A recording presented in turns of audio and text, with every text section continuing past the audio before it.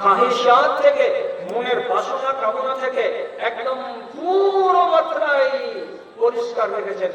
এদের কামনা নেই, এদের বাসনা নেই, এদের চাহিদা নেই, এদের বিবি নেই, এদের বাল বাচ্চা নেই, এদের খানা পিনা নেই, এরা এগুলো থেকে পরিষ্কার। তবুও তাদের ব্যাপারে একদম সহি কথা লেখা আছে, ভালো করে বুঝেন। আল্লাহ ফরিস্তারা স্মরণ করে কি করে না, এটা নেক গুণ কি নেক গুণ নয়। একদিন আল্লাহ পাকের নবী হযরতে আয়েশার বাড়িতে শুয়ে শুয়ে আরাম করছেন। মা আয়েশা মজুদ আছেন বাড়িতে, কিন্তু রাসূলুল্লাহ নিজের লুঙ্গিটা উঠে আছে। কত দূর পর্যন্ত উঠে আছে যে আল্লাহ পাকের নবীর হাঁটুর উপরে রানগুলোর খানিক খানিক অংশ দেখা যাচ্ছে, রানের কিছু কিছু অংশ দেখা যাচ্ছে। এতটা কাপড় উঠিয়ে রেখে নবী করিম সাল্লাল্লাহু আলাইহি সাল্লাম আরাম করছেন। এমন সময় আবু বকর সিদ্দিকের আওয়াজ পাওয়া গেল। আল্লাহ রাসূল বলছেন, আস্তে দাও, কে সময় ওকে। রাসূলের কথা শুনে আবু বকর সিদ্দিক রাদিয়াল্লাহু তাআলা আনহু ঘরের ভেতরে ঢুকে গেলেন। রাসূলের যে অবস্থা ছিল সেই অবস্থাতেই থেকে গেলেন, কাপড়কে নাড়াচাড়া করলেন না। তারপর আর 2-4 মিনিট পরে আবার ঢুকলেন। কে? হযরত ওমর ফারুক রাদিয়াল্লাহু তাআলা আনহু। যখন ঢুকে গেলেন তো রাসূলুল্লাহর অবস্থা যেমন ছিল কাপড়ের, ঠিক ওই রকমই থেকে গেল, একটু নাড়াচাড়া করলেন না। তারপরে হঠাৎ করে কড়া বেজে উঠলো, কে আসো গো? তো বলছে, আমি উসমান গনি রাদিয়াল্লাহু তাআলা আনহু আছি। রাসূলুল্লাহ আসতে বললেন। হযরত উসমান যেমনি ঢুকলেন, সঙ্গে সঙ্গে আল্লাহ পাকের নবী বসে গেলেন। আর বসে যাওয়ার পরে নিজের লুঙ্গিটাকে হাঁটু থেকে নিচে নামিয়ে নিলেন, নিয়ে পুরো পাটাকে ঢেকে দিলেন। যখন এই দৃশ্যটা মা আয়েশা দেখতে পেলেন, তখন আদবের সাথে নবীকে জিজ্ঞেস করে বলছেন, আমার আব্বা যখন বাড়িতে ঢুকলেন তখন আপনি হাঁটুটাকে খোলাই রেখে দিলেন, ঢাকলেন না।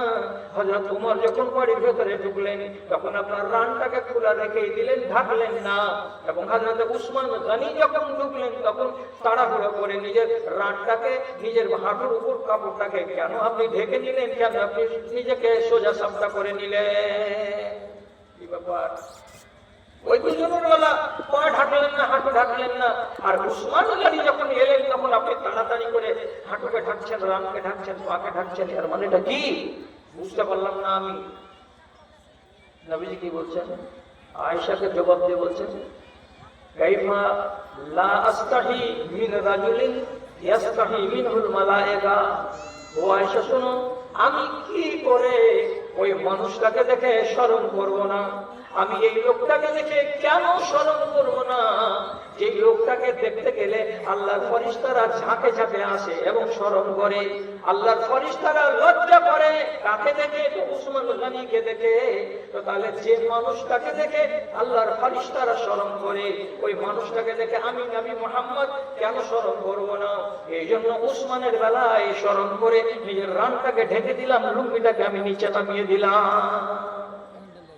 তাহলে হযরত উসমানের সম্মানার্থে আল্লাহর ফেরেশতারা কি করেন? লজ্জা করেন, আল্লাহর ফেরেশতারা শরম বোধ করেন। কি বুঝতে পারলাম? হ্যাঁ, এই ভালো চরিত্র বলে এই সিফাতটা, এই গুণটা কার ভেতরে আছে? আল্লাহর ফেরেশতাদের ভেতরে আছে। অন্য এক হাদিসে আছে, নবীজি একদিন রাতের বেলায় যেতে গেলেন, বাকিতে গেলেন, কবরস্থানে। তো বাকি কবরস্থানে গেলে সেখানে গিয়ে দোয়া মাংলেন কবরবাসীদের জন্য। তো লম্বা চওড়া হাদিসের একটু শর্ট কথা বলি, শর্ট যেটুকু আমার নেওয়ার আজকের মতো সেটুকু। এই হযরত আয়েশা পিছনে পিছনে চলে গেছিলেন, দিয়ে দেখতে গেছিলেন যে রাসূলুল্লাহ কি আমার বাড়ি বাদ দিয়ে অন্য কোনো বিবির বাড়ি চলে গেলেন নাকি। তো দেখছেন রাসূলুল্লাহ এখানে দাঁড়িয়ে দাঁড়িয়ে দোয়া করছেন। তারপরে যখন রাসূল বাড়ির দিকে রওনা হয়েছেন, হযরত আয়েশা বাড়ির দিকে রওনা হয়ে গেছেন। হাঁটতে হাঁটতে হাঁটতে হাঁটতে আয়েশা বাড়িতে ঢুকলেন, রাসূল কারীম বাড়িতে ঢুকলেন। ঢোকার পরে তখন আয়েশা যেমনি করে জোরে জোরে হাঁটার কারণে হাঁপছেন। তখন রাসূলুল্লাহ বলছেন, কি ব্যাপার, তুমি হাঁপছো কেন?